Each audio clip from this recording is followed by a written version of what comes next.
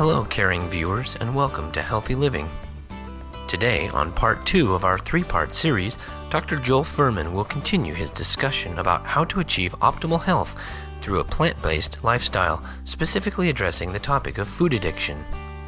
Dr. Fuhrman, a highly regarded family practitioner in the United States, specializing in the prevention and reversal of obesity and other diseases through nutrition and natural therapies, has appeared on many American radio and TV shows and written several books on nutrition, including the bestsellers Eat to Live, Disease-Proof Your Child, Cholesterol Protection for Life, and Eat for Health.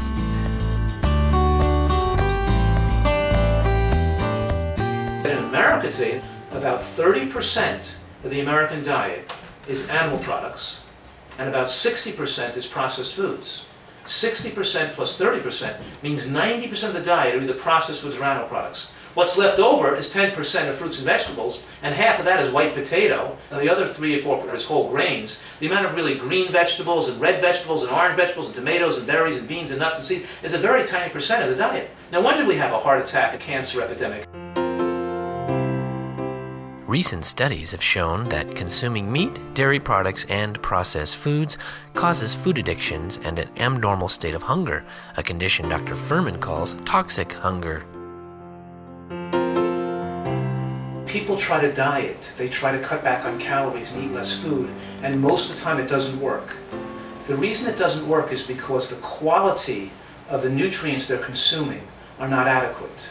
In other words, they're eating a diet with so much processed foods and so many animal products and so much sugar and so much salt and so much soda drinks and things that aren't healthy. Then they try to eat less. They keep craving to eat more food, and because you become addicted, you become a food addict. I call this toxic hunger, and toxic hunger means a raving desire to overeat. 2 hours later, after they just ate, they already start to feel shaky and weak again. They have to eat again. What I'm saying is the poor nutritional quality of their diet and all the unhealthy foods they're eating causes them to become a food addict. According to Dr. Fuhrman, the state of toxic hunger is similar to tobacco or alcohol addiction. If you're drinking 10 cups of coffee a day, or you're smoking cigarettes, and you try to stop smoking or stop drinking, you'll feel sick. You'll feel ill. Well, people eat so unhealthy that they try to stop eating, they feel ill. They can't tolerate not overeating, otherwise they don't feel well enough. So trying to be healthy and trying to lose weight is not just about eating less food, it's about eating more of healthy, high-nutrient foods. Eating more of the right food is the method in which you could more comfortably eat less of the wrong foods. Dr. Fuhrman further explains the mechanism behind food addiction.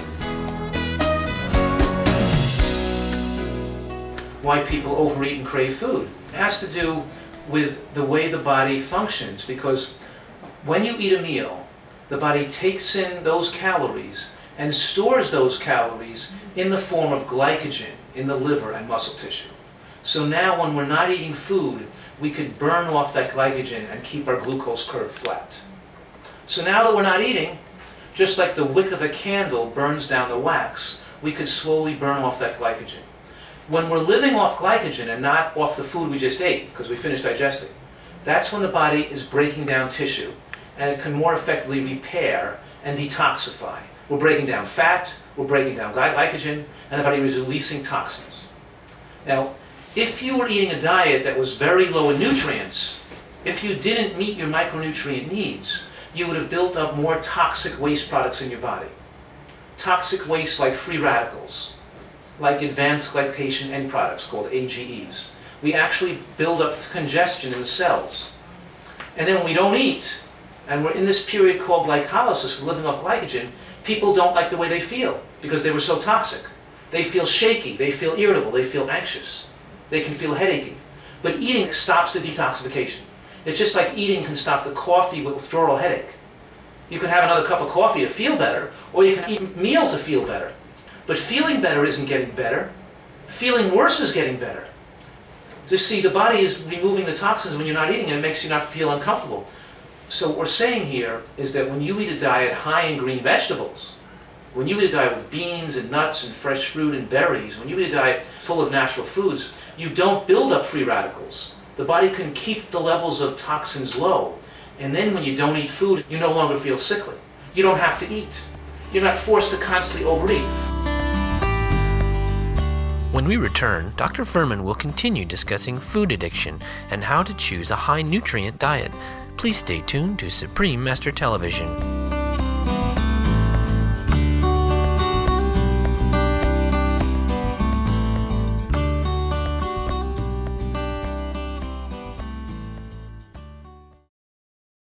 Eating a nutritarian diet, eating a high-nutrient diet, is delicious.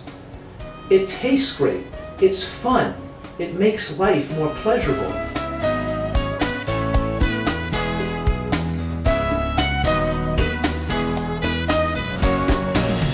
Welcome back to Healthy Living on Supreme Master Television, where Dr. Joel Furman, an expert on nutrition and natural healing from the U.S., is discussing how to avoid food addiction and instead choose a diet high in nutrients.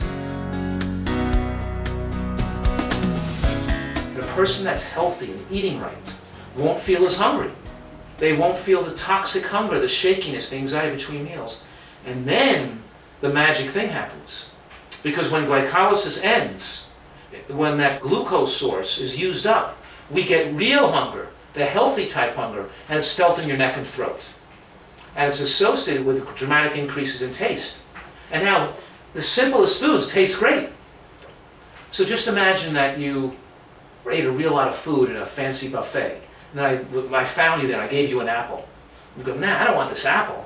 It doesn't taste that good. But now try not eating for a whole day. And then take that same apple. You say, well, that's the best apple I ever tasted in my life. Well, every meal can taste really better than you think.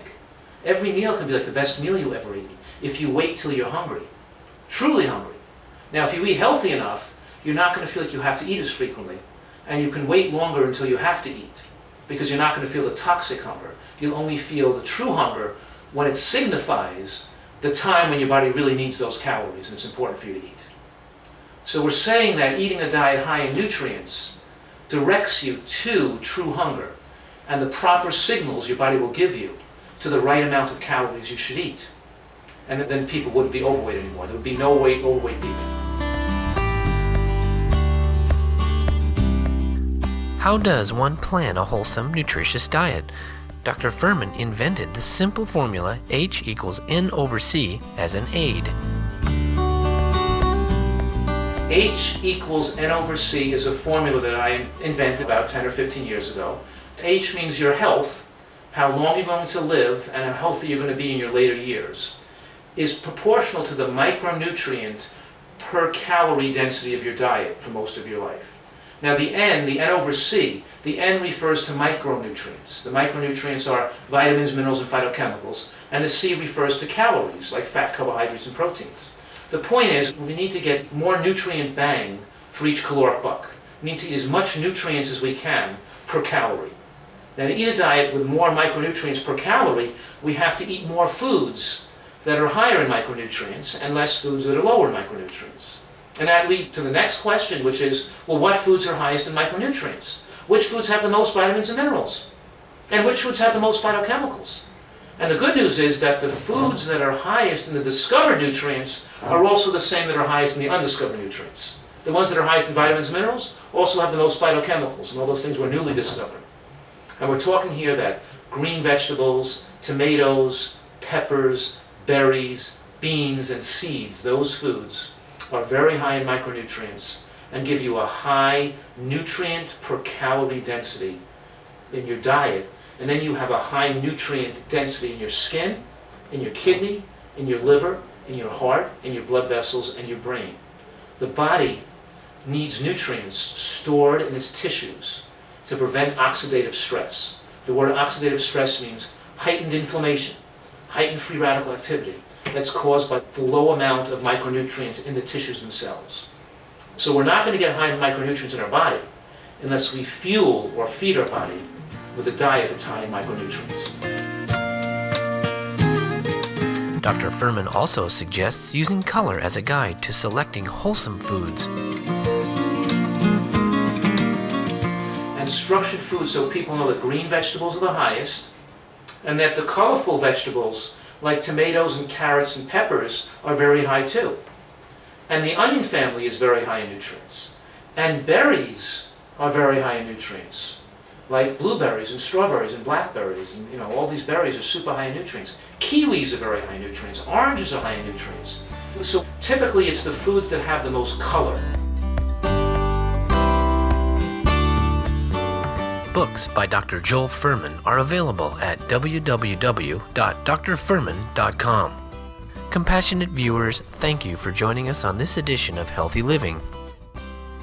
Next week, we'll present Part 3 of our Healthy Living program featuring the knowledgeable Dr. Joel Fuhrman.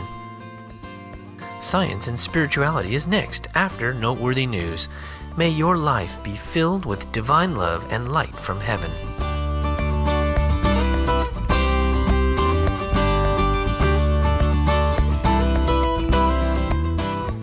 For more details, please see www.suprememastertv.com/HL.